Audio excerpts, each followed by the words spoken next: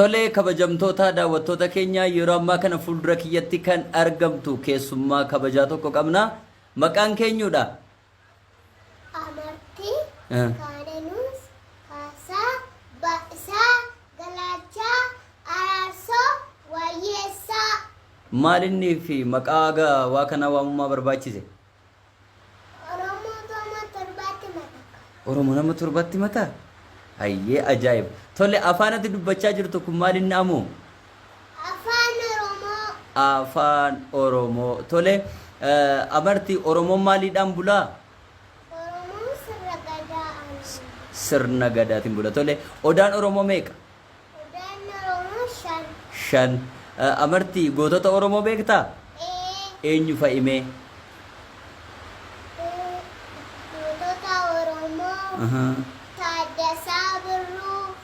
Alamuu Qixxeessaa. Waaqoo Guutuu. Hacaaluu Hundeessaa. Bulloo Oromoo. Bulloon Oromoo eenyu? Jawaar Mohammad. Jawaar Mohammadi bulloon Oromoo. Hayyee galatoomi.